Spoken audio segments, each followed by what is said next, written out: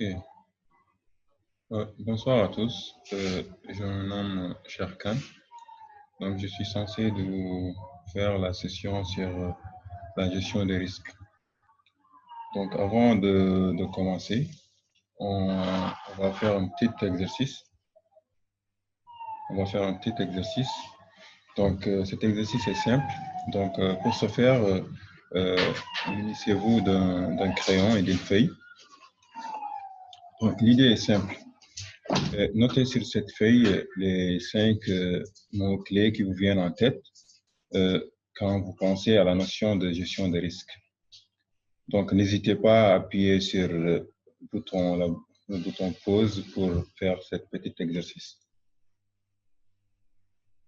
Donc, vous avez terminé. Donc, j'ai fait le même exercice, mais avant de répondre à ces questions, je vais vous donner le sommaire de cette formation. Donc aujourd'hui, on va aborder de manière générale les notions de risque. On va aussi voir ensemble les différents types de risques et les conséquences des risques comme troisième point. Comme quatrième point, nous verrons comment gérer les risques, ça veut dire le management des risques. Et comme cinquième point, démarche de gestion des risques. Quelle démarche prendre quand on veut gérer ou maîtriser des risques. Donc, et enfin 6, nous verrons les finalités des risques ou les finalités de la gestion des risques. Donc, comme je l'ai dit tout à l'heure, on va se poser quelques questions. Donc, d'abord, que signifie un risque? C'est quoi la gestion des risques? Connaissez-vous les types de risques existants? Qui est censé gérer les risques? Donc, vous pouvez essayer d'apporter quelques réponses par rapport à ça. Et je pourrais aussi revenir sur cette question. Donc, premièrement, on avait dit dans notre sommaire qu'on verra de manière générale la notion de risque.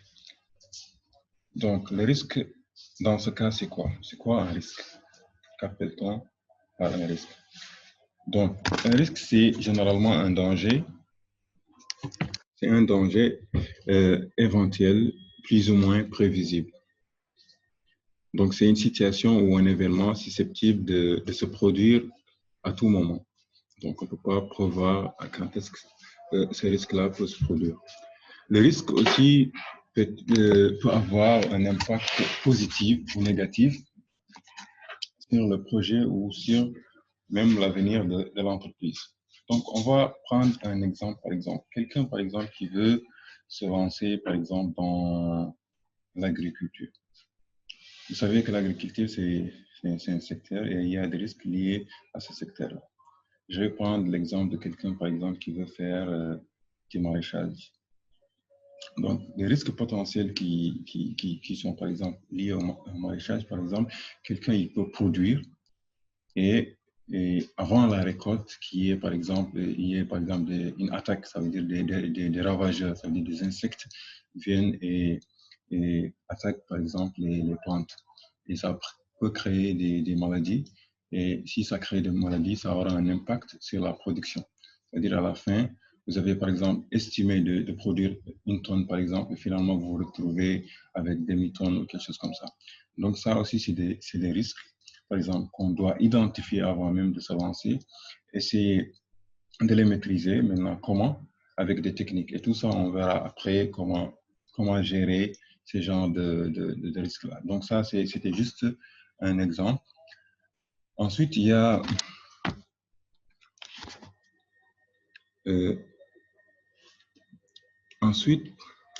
on a les termes courants qui sont relatifs au risque. On a les termes courants relatifs au risque et généralement, c'est des...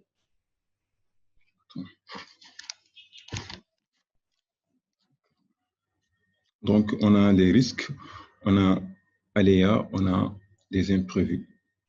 Donc, quand est-ce qu'on peut parler dans ce cas de risque?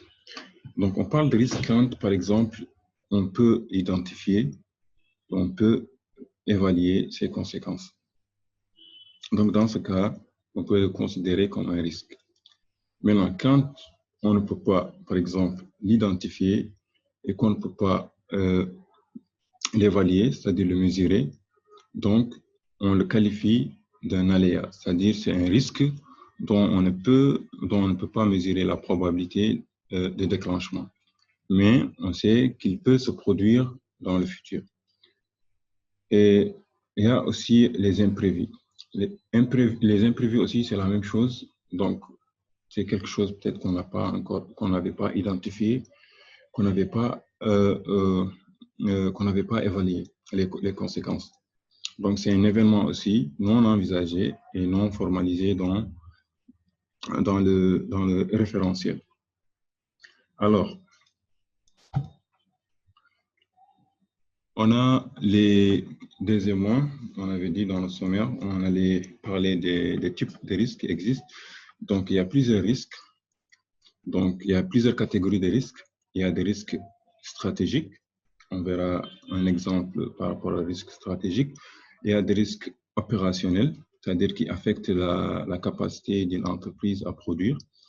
Il y a des risques d'approvisionnement. Il y a des risques environnementaux. Il y a aussi d'autres types de risques comme les risques politiques, financiers, sociaux, humains et sanitaires. Maintenant, quand est-ce qu'on peut, par exemple, considérer un risque comme un risque stratégique?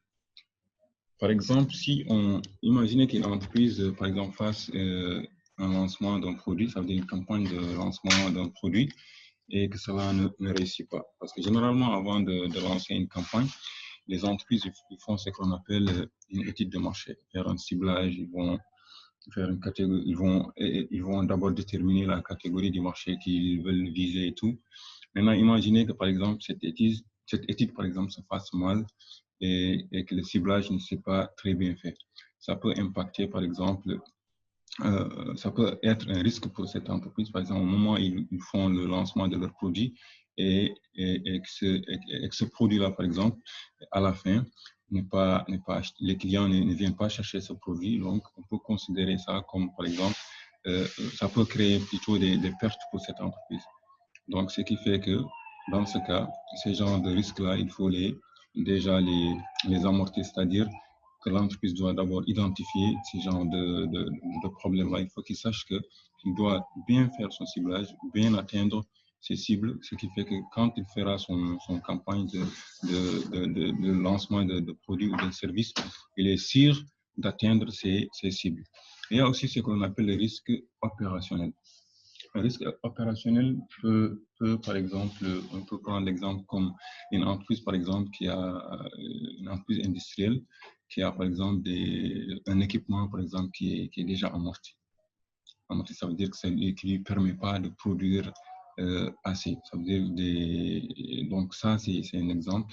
Ça peut être aussi un vol. Donc, il y a plusieurs types d'exemples liés au risque opérationnel, mais généralement, c'est surtout des risques qui sont internes, donc liés surtout à l'activité de l'entreprise. Maintenant, vous avez aussi les risques d'approvisionnement qui affectent généralement ou défavorablement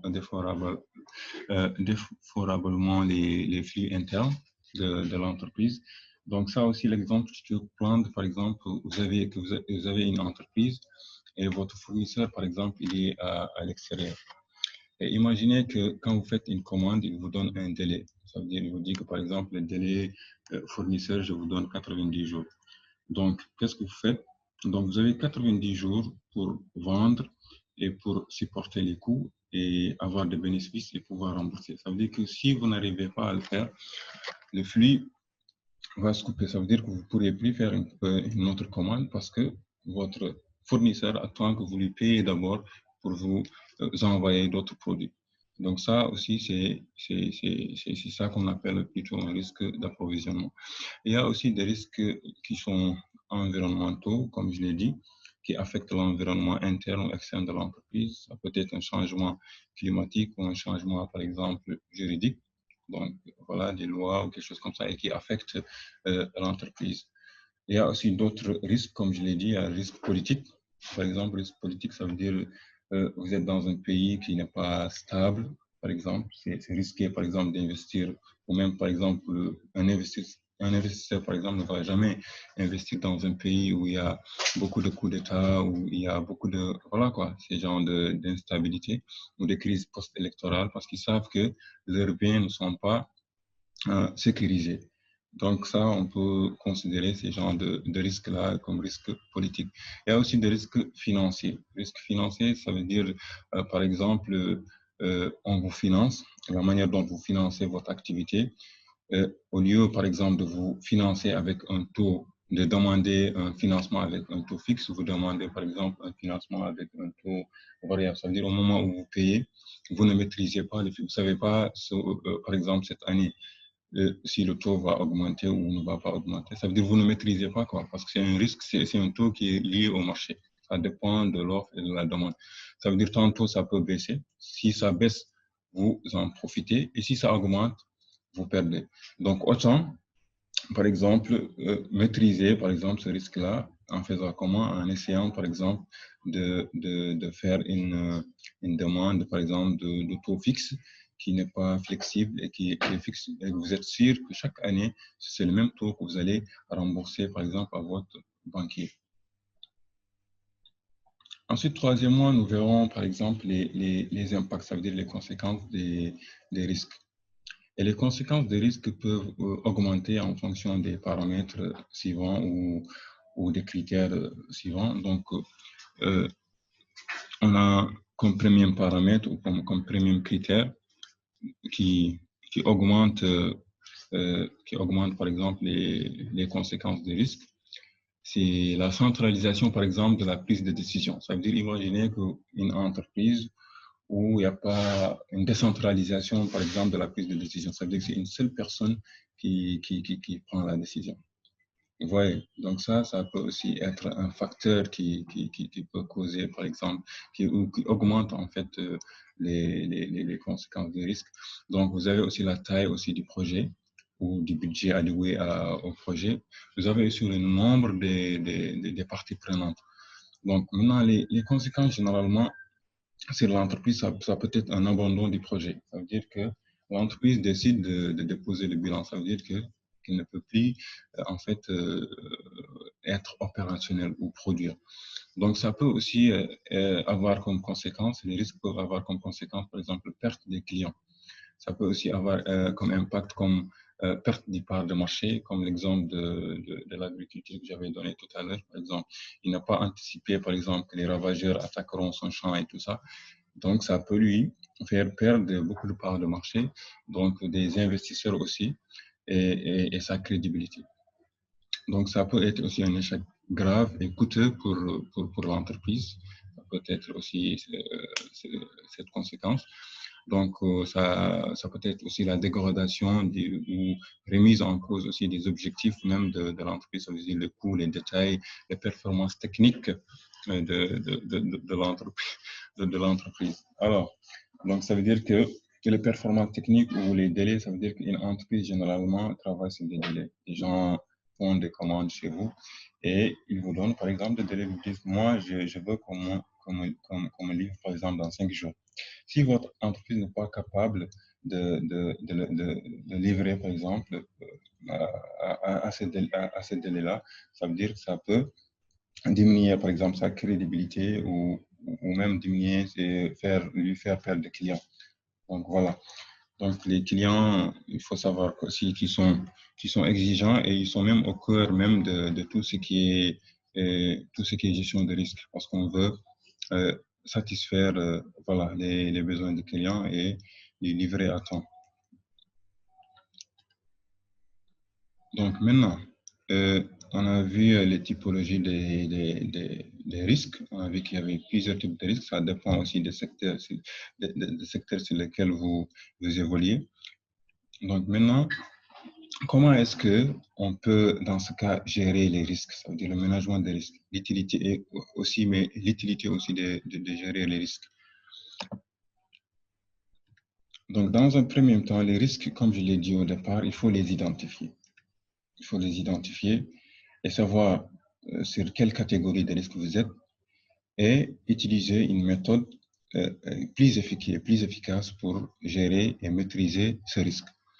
Donc, dans un premier temps, par exemple, quand vous venez, par exemple, vous êtes nouveau dans un secteur ou par exemple, on vous demande, par exemple, de gérer, par exemple, un risque, la première chose à faire, c'est d'analyser surtout la documentation existante. Ça veut dire de faire des recherches sur d'abord le projet et voir est-ce qu'il y a déjà, auparavant, il y a des gens qui se sont lancés, par exemple, sur le même projet et de voir les difficultés qu'ils ont eues, les problèmes qu'ils ont eus et pourquoi aussi, si c'est des entreprises qui n'ont pas, par exemple, marché, pourquoi ça n'a pas marché. Donc, généralement, c'est lié à des problèmes ou à des risques. Donc, ça, c'est la première chose à faire.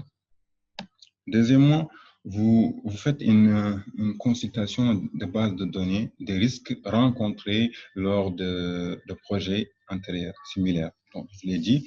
Donc, aussi l'utilisation de checklists, des questionnaires préétablis qui couvrent les différents domaines du projet. Donc, deuxièmement, vous faites une caractérisation des risques, comme je l'ai dit, classifier les risques selon différentes typologies. Donc, on avait dit il faut d'abord pouvoir identifier est-ce que c'est un risque stratégique qui est lié à la commercialisation ou est-ce que c'est un risque opérationnel lié à la production ou est-ce que c'est un risque organisationnel.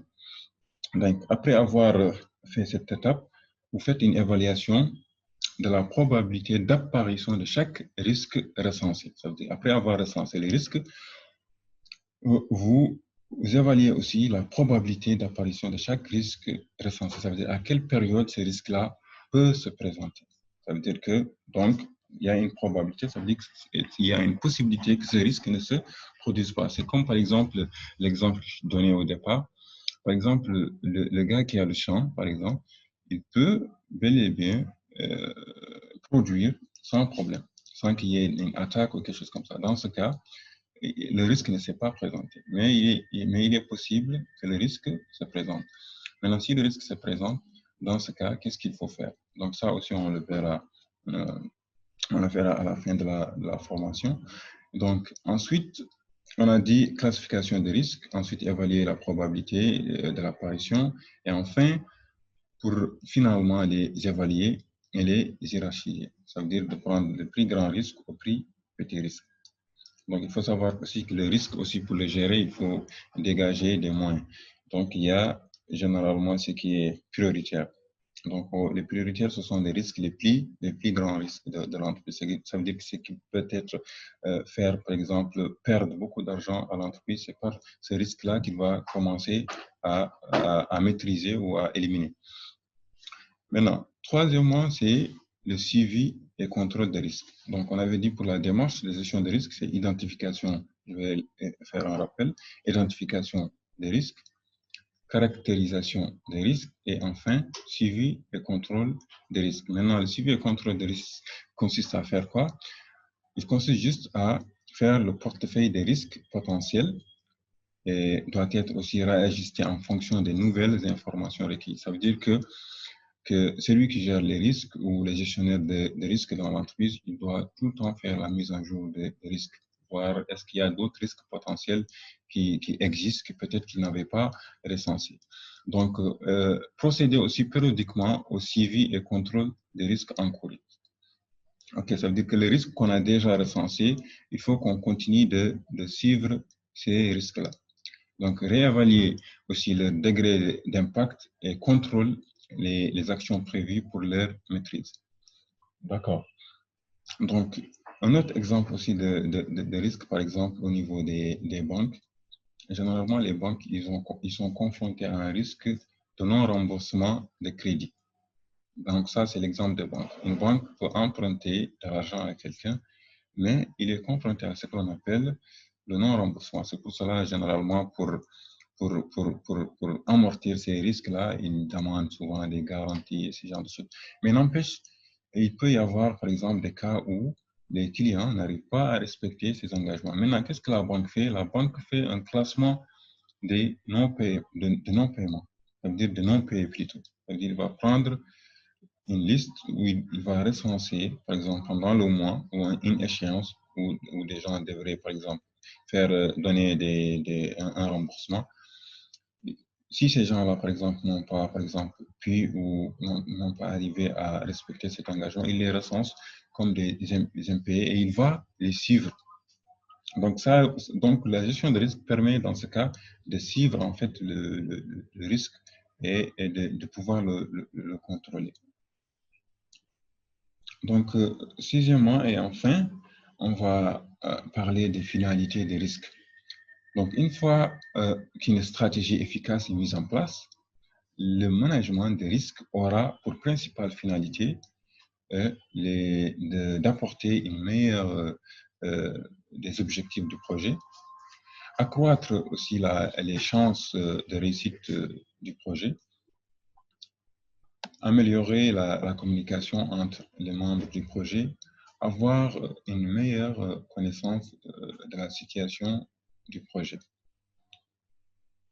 Donc, avant de terminer, donc, on va aussi partager avec vous quelques conseils qui vous seront très utiles.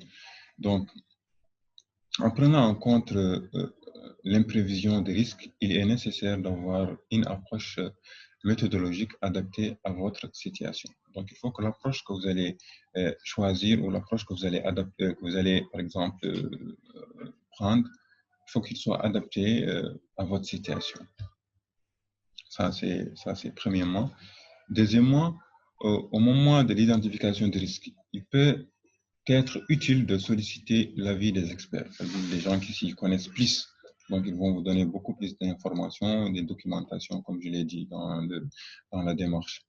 Donc, faire aussi un brainstorming, donc demander à d'autres personnes, à votre équipe, pour mettre en lumière des risques potentiels non envisagés. Ça veut dire que des risques, par exemple, que vous n'aviez pas envisagés ou prévus. Donc, et surtout, n'oubliez pas qu'un projet aussi sans risque identifié est un projet à risque. Ça veut dire que quand vous faites un projet et que vous oubliez de faire l'identification ou que vous négligez l'identification des risques, ça aussi c'est un projet à risque. Ça veut dire que vous ne savez pas quand est-ce que le risque va se présenter. Donc, je pense qu'on a fait le tour de notre document. Donc, voilà, je vous remercie de votre attention. Là, je vais ouvrir, je vais vous laisser poser vos questions.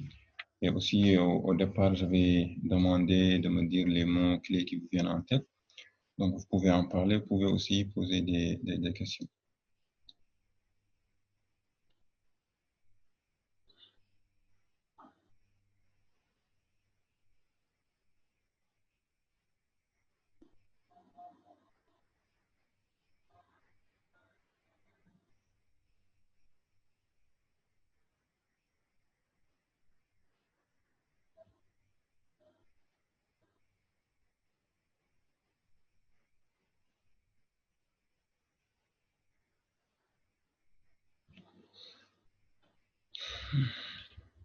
Allô?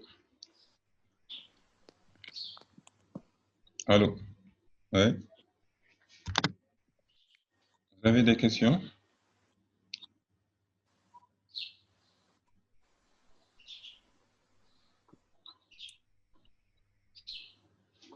Si vous avez des questions, vous pouvez lever la main.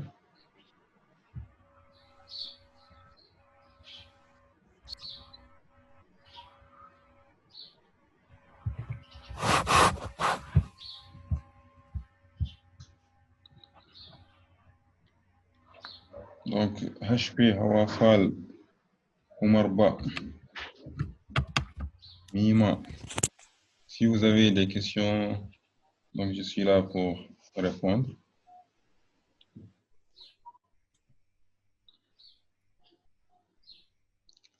Et n'oubliez pas aussi de m'envoyer vos mails et vos numéros de WhatsApp.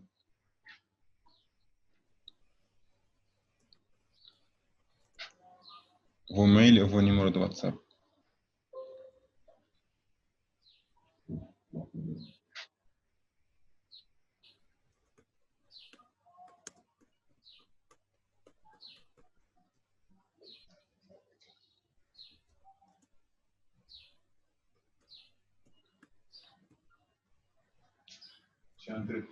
Hmm?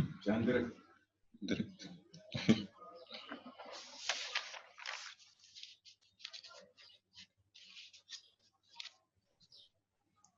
Donc, je vais revenir sur les questions qui ont été posées à la première séance.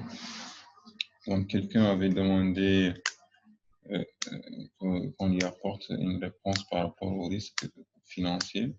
Donc, il voulait savoir c'est quoi un risque financier.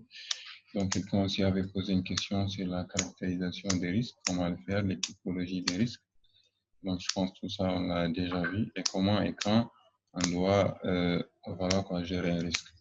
Donc, je l'ai dit, comme je l'ai dit au départ, donc un risque, d'abord, avant même de normalement de démarrer un projet, comme je l'ai dit, vous devez d'abord, la première chose à faire, c'est d'identifier les risques, n'est-ce pas? De l'évaluer, de les mesurer, hein, n'est-ce pas? Ensuite, d'essayer aussi d'apporter une solution par rapport à ces risques. Donc, c'est pour cela que j'avais donné au départ l'exemple d'un maraîcher. Un maraîcher, ça veut dire quelqu'un qui produit par exemple des légumes. Vous savez que les légumes, ça se produit généralement à l'intérieur du pays, dans des zones très chaudes.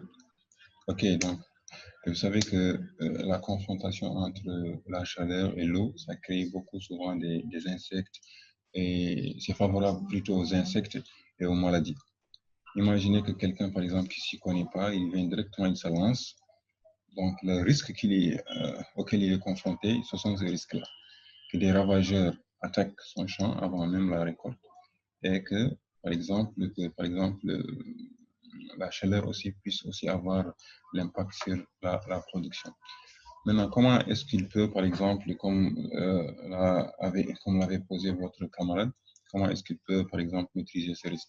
Donc, pour maîtriser ce type de risque, ça veut dire avant même de se lancer, avant même de commencer la production, la première chose qu'il devait faire, c'était d'abord de voir quels sont les risques liés, par exemple, à la production ou à la spéculation qu'il veut faire.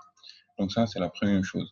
Donc forcément, les gens vont lui dire que oui, donc pour cultiver, il faut d'abord corriger le sol, il faut acheter des produits phytosanitaires, il faut acheter des insecticides, il faut acheter des fongicides, il faut acheter tout ce qu'il faut pour, voilà quoi, pour corriger par exemple les insuffisances du sol. Ça, c'est un. Deuxièmement aussi, il aura aussi comme information que, par exemple, quand tu produis, souvent qu'il y a des ravageurs qui peuvent t'attaquer, par exemple des insectes ou voilà quoi, généralement c'est des insectes, et quand ils attaquent les fruits, ces fruits-là pourrissent, c'est-à-dire qu'ils ne sont plus utilisables. Quand vous les récoltez, vous ne pouvez pas les vendre. Maintenant, imaginez que déjà que vous ayez toutes ces informations, vous allez, avant même de produire, vous allez déjà être anticipatif, ça veut dire mettre de côté tous vos produits phytosanitaires en cas d'attaque, par exemple d'insectes. Et si le sol n'est pas, par exemple, très fertile, vous avez déjà des engrais et tout ce qui vous permet de corriger les insuffisances du sol. Donc ça répond à la question de votre camarade. Ensuite, le risque financier. Par exemple, imaginez que, par exemple, que vous ayez, par exemple, un besoin de trésorerie, ou que vous ayez un besoin d'un financement à long terme. Votre entreprise ait un besoin de financement à long terme. Et que votre, par exemple, financier, va, par exemple, voir son banquier et sollicite un prêt, il demande un prêt. Imaginez qu'on lui fasse un prêt, mais avec un taux variable. Vous savez que le taux variable, c'est un taux qu'on ne peut pas gérer. Ça veut dire que vous ne pouvez pas gérer sa volatilité. Tantôt il augmente, tantôt il baisse. Ça veut dire il peut y avoir, par exemple, des moments, parce que quand vous vous endettez, vous avez des échéances. Les échéances, c'est quoi? Chaque mois, par exemple, ou chaque an, ou chaque 6 mois, vous payez un montant. Si le taux il est variable, par exemple, imaginez que le taux augmente. Si ça augmente, ça veut dire si vous deviez, par exemple, payer, par exemple, si vous avez, si, par exemple vos échéances étaient de 100 000, vous pouvez vous retrouver à payer 110 000. Vous voyez, comme vous pouvez vous retrouver à payer, par exemple, 90 000 si ça baisse. Donc, c'est intéressant souvent, mais genre, c'est quelque chose que vous ne contrôlez pas. Maintenant, quelqu'un, par exemple, qui veut maîtriser, par exemple, ce type de risque, lui, il va te dire, moi, je ne prends pas de risque. Qu'est-ce que je fais? Je vais directement contracter un taux fixe. Ça veut dire que ça ne change pas. Même si le taux augmente sur le marché, ce n'est pas mon problème, ça baisse, pas, que je ne bénéficie pas, ce n'est pas grave. L'essentiel, je suis sûr que chaque mois, il y a un taux fixe que je peux payer. Voilà, donc ça, c'est un risque qu'on a identifié et qu'on a évalué et qu'on a maîtrisé. Vous voyez. Donc, vous avez aussi quelqu'un avait demandé pourquoi faire les caractéristiques des risques ou catégories. Parce que tout simplement, les risques, on a dit qu'il y a plusieurs types de risques. On a dit qu'il y a des risques opérationnels, qu'il y a des risques stratégiques. Donc, opérationnel, stratégique, c'est lié surtout à la commercialisation. Opérationnel, c'est lié surtout à la production ou à l'organisation interne. Donc, il faut pouvoir donc identifier le risque et le qualifier et le mettre dans une catégorie. Donc, soit c'est un risque donc environnemental, c'est-à-dire si c'est des dégâts, par exemple, naturels que vous n'aviez pas prévus ou des inondations ou voilà quoi. Mais vous les mettez dans la catégorie de risques environnementaux. Si c'est un risque, par exemple, lié à la stratégie, vous le mettez dans la catégorie des risques stratégiques. Si, par exemple, c'est un risque que vous avez identifié qui est lié, par exemple, à l'opérationnel, ça veut dire que c'est un risque opérationnel, ça veut dire que c'est lié à la production de cette entreprise ou la production du service ou du bien de l'entreprise. Donc, voilà. Donc, maintenant, comment éviter le risque? Donc, quelqu'un avait posé cette question aussi, comment éviter le risque? Donc, éviter le risque, comme je l'ai dit, il faut l'identifier au départ, l'évaluer et le maîtriser. Donc, les risques, il y en aura toujours. C'est pour cela, dans même la démarche méthodologique d'identification de risque, donc, dans les conseils même, je vous ai dit que le risque, il faut l'identifier et le mettre dans une catégorie et essayer d'apporter une solution à ces risques. Donc, comme j'ai apporté des solutions par rapport aux exemples que je vous ai donnés.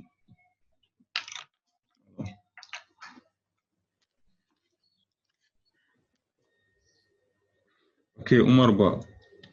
Omar Ba, vous avez une question?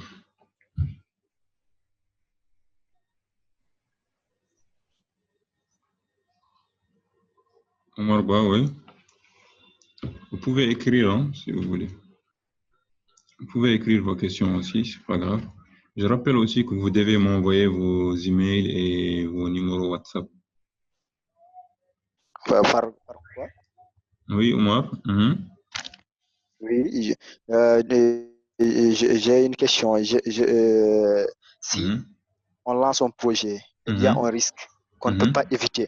On sait très bien qu'il y a un risque qu'on ne peut pas éviter. Est-ce que ok, ce un risque projet... qu'on ne peut pas éviter. Est-ce que ce projet peut être rentable? C'est ce que vous voulez dire? Oui, oui. Donc, ok. Vous avez une autre question? Non, pour l'instant, c'est ça. Il y a que cette question. Donc, d'abord, ce qu'il faut savoir... Pour les emails, on vous envoie ça par où? Vous pouvez envoyer ça. Vous utilisez souvent Zoom. Il y a une partie, c'est pour les messages. Ok. Ok, vous pouvez chercher dans votre...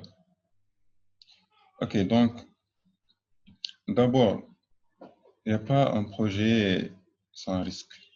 Ok, le zéro risque, ça n'existe pas. Donc, ça, c'est la première chose à savoir. Deuxièmement, le risque que vous ne pouvez pas éviter, ça veut dire que déjà, vous avez déjà une chance parce que déjà, vous connaissez le risque, vous l'avez déjà identifié. Maintenant, ce qu'il faut faire, c'est d'essayer de le mesurer, de voir comment est-ce que ce risque, vous pouvez le gérer. OK? Parce que le risque, il sera toujours là. Il sera toujours là. Quel que soit le projet, quel que soit le secteur où vous êtes, le risque, il est toujours là.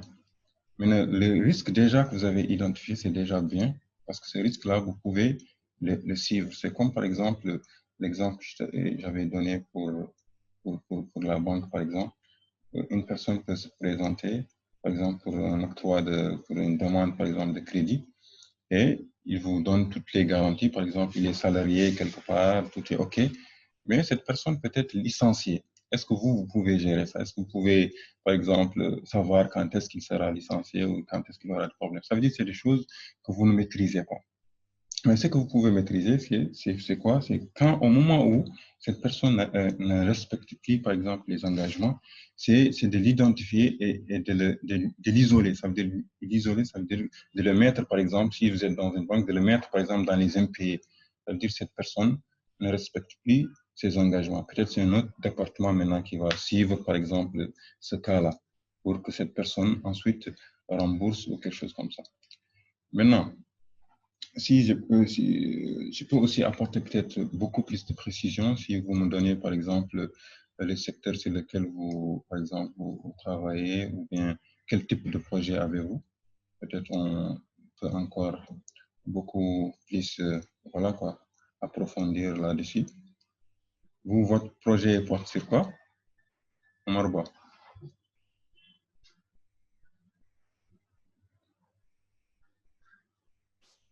Ok, Zeyna El Mokhtar. Omar Ba, oui, vous avez la parole. Mon projet porte sur une petite entreprise de poulailler. De poulailler, vous faites des poulaillers. Ok. Oui. Donc, Bon, je n'ai pas encore une entreprise pour ça, mais c'est ce que j'aimerais faire. ok, c'est ce que vous aimeriez faire. Ok.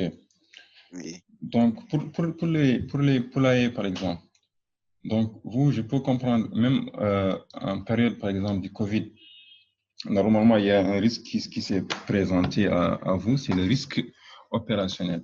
Parce que généralement, ceux qui font le poulailler, ils s'approvisionnent de matières premières à partir de Saint-Louis, ou je ne sais pas, si je ne me trompe pas, jusqu'à preuve du contraire. Donc, à un moment donné, lorsque la frontière a fermé, ils n'arrivaient plus à avoir des poussins. C'est-à-dire que ceci impacte directement la production, n'est-ce pas? Donc, ça a impacté votre production. Donc, voilà, ça c'est un risque, par exemple, que vous pouvez anticiper au moment où, par exemple, les gens commençaient à dire que oui, que les frontières vont fermer et tout ça. Vous pouvez vous déjà vous préparer à ça pour voir d'autres alternatives. C'est-à-dire même si vous ne sortez pas de votre activité principale, mais essayez par exemple de diversifier pour dire que par exemple, vu que moi, je commande mes produits à partir par exemple de Saint-Louis et que la frontière va fermer, donc je vais essayer peut-être de me lancer dans autre chose en attendant de régler ce problème-là. OK, donc c'est quelque chose que vous voyez de loin, ça veut dire que c'est un risque potentiel. Mais ce risque-là, il peut devenir réel au moment où les frontières ont fermé. Tous les gens, par exemple, qui faisaient du poulailler, par exemple, leur dernière production, c'est là où ils se sont directement, par exemple, arrêtés. Parce que tout simplement, ils ne pouvaient plus s'approvisionner. Parce qu'eux, ils ont besoin tout le temps de s'approvisionner en poussins et les élever pendant 45 jours et les revendre.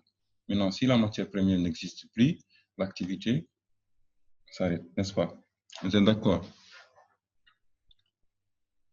Ok, donc ce risque-là, vous allez le mettre dans quelle catégorie, Omar Ba? Normalement, si vous avez bien saisi, normalement, vous allez le mettre dans la catégorie opérationnelle. Ok, donc c'est lié à la production. Donc c'est interne. Donc s'il n'y a pas de poussin, il n'y a pas de production. Awafal, oui, vous avez la parole. Awafal. Bonjour. Oui, bonjour.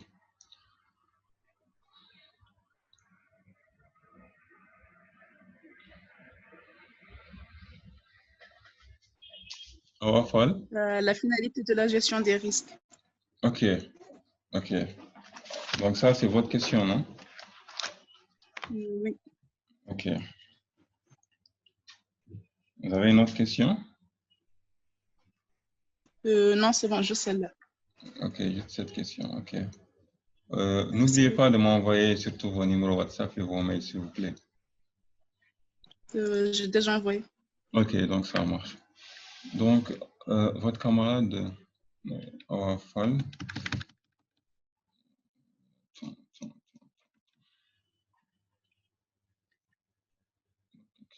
excusez-moi un moment.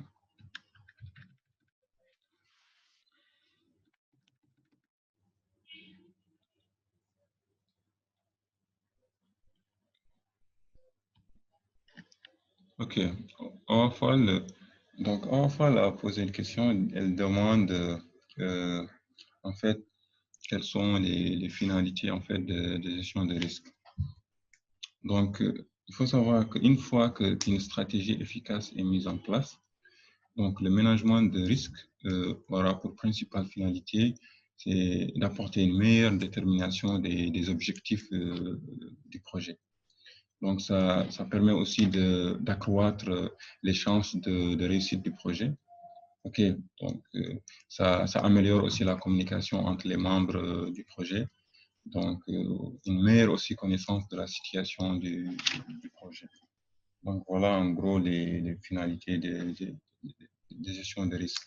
Donc, je vais peut-être donner un exemple. Je ne sais pas si Awa, vous étiez là lorsque je donnais l'exemple d'un quelqu'un d'un agriculteur en fait qui exerce dans le secteur qui exerce plutôt dans le maraîchage.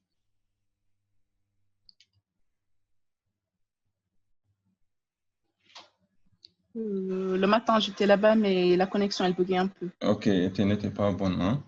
Ok, donc je vais revenir sur cet exemple. Peut-être ça va vous apporter plus d'éclaircissement. En fait, imaginez que par exemple, quelqu'un qui fait par exemple du maraîchage. Maraîchage, quelqu'un qui le fait, c'est quelqu'un par exemple qui fait des légumes en fait. Donc, pour être plus simple, quelqu'un qui fait des légumes. Vous savez que les légumes, c'est des produits c'est des plantes. Les plantes, déjà, elles sont exigeantes en fait. Donc, et souvent, il y a des ravageurs qui attaquent ces plantes. Les ravageurs, généralement, c'est des insectes. Et quand ils attaquent les plantes, elles créent des maladies. Et bien, quand ils attaquent les fruits des plantes, ça crée aussi des maladies. Ce qui fait que vous vous retrouvez avec un champ avec beaucoup de fruits, mais qui ne sont pas commercialisés, qu'on ne peut pas commercialiser en fait. Vous voyez? Donc, ça, c'est un risque. Imaginez que si cette personne avait au départ, imaginez par exemple que cette personne avait au départ genre, fait une documentation. Il demande par exemple à quelqu'un, à un expert qui s'y connaît, il demande par exemple pour faire des légumes, voilà quoi, à quel type de risque on est confronté. Automatiquement, la personne peut lui dire par exemple, quand vous faites par exemple du maraîchage, d'abord il faut corriger le sol. Ça veut dire il faut savoir, par exemple, les insuffisances qui sont au niveau du sol, ça veut dire ça pour les corriger. OK. Donc, dans ce cas, vous saurez automatiquement que vous avez besoin des engrais. Et si, par exemple, elle vous dit, par exemple, à telle période, si vous cultivez, il y a généralement des insectes qui attaquent. OK.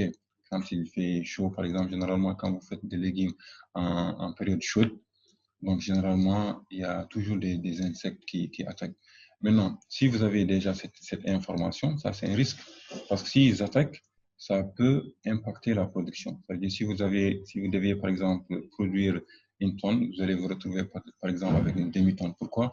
Parce que les ravageurs vont, voilà quoi, genre, endommager beaucoup une part en fait de votre exploitation, une grande part plutôt de votre exploitation. Donc, ça veut dire automatiquement, ça aura un impact sur votre part de marché, sur votre production, sur votre chiffre d'affaires. Mais imaginez si au départ, vous avez déjà identifié tous ces risques-là, vous n'allez pas vous retrouver dans cette situation.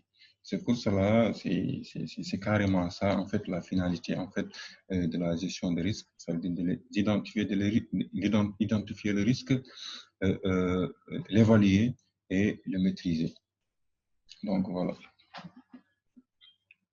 Ok, Awa Fall, je pense que j'ai répondu à votre question. Sinon, je peux revenir là-dessus. Non, non, c'est bon, merci beaucoup, c'est clair. C'est clair, Merci hein? beaucoup. Ok. Ouais, Bachir, oui, c'est clair. ok, je vous en prie. Bachir Ba, vous avez une question? Donc, je rappelle aussi, n'oubliez pas de m'envoyer vos numéros WhatsApp et vos emails. Et je rappelle aussi que cette vidéo sera disponible dans la plateforme de l'Agence Chambre de commerce. Donc, il suffit juste de taper i-connect RIM. I-connect RIM. Et vous aurez déjà le document que j'ai présenté tout à l'heure disponible, mais également la vidéo pour suivre et si vous avez aussi des questions, un groupe WhatsApp sera créé normalement d'ici demain, sur lesquels on pourra échanger sur beaucoup plus de détails. Donc, s'il y a plus de questions, je pense qu'on va s'arrêter là pour aujourd'hui et se retrouver peut-être demain pour un autre module, Inch'Allah.